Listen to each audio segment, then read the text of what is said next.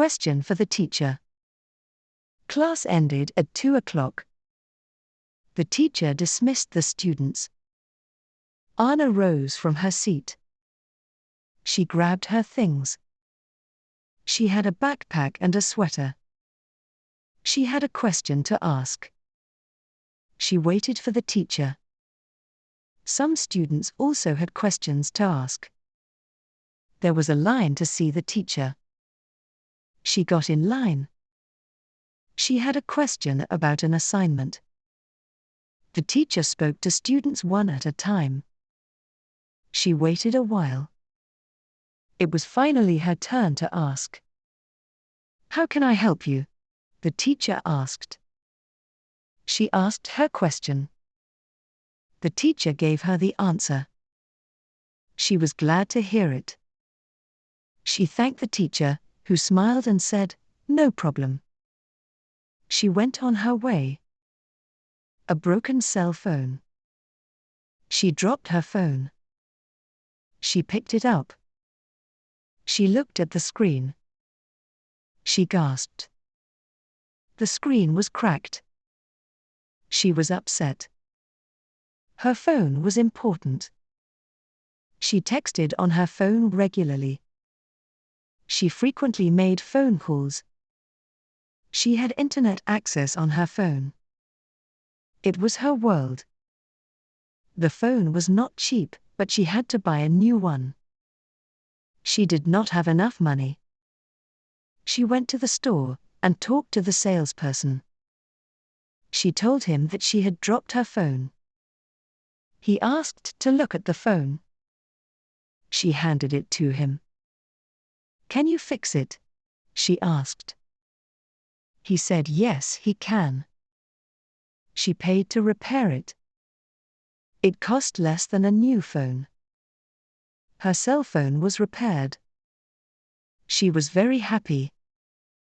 She bought a protective case for it. Late night caller. The house phone was ringing. She went downstairs. It was dark. She watched her steps and slowly went down the stairs. Who is calling? She wondered. She got downstairs. The phone was in the kitchen. She reached for the light switch. She turned on the lights. She squinted her eyes. The light was bright. She was blinded by the lights. The phone was still ringing. She walked to the kitchen barefoot. She stepped on a toy. She jumped in pain. She looked at the floor. She had stepped on a Lego toy.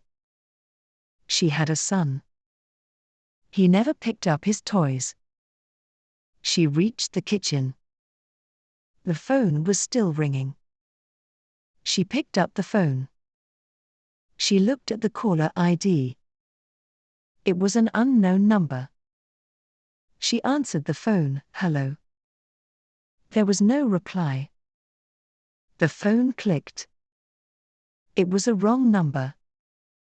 Flight to Boston. He drove to the airport. He waited for his flight. He waited for an hour. His flight was ready. He boarded the airplane. The airplane was huge. It was going to Boston. He had family in Boston. He lived in Los Angeles. He was a teacher. He taught at a community college. He loved his job. His family was proud of him.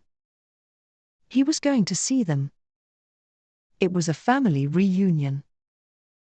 He looked forward to seeing everybody.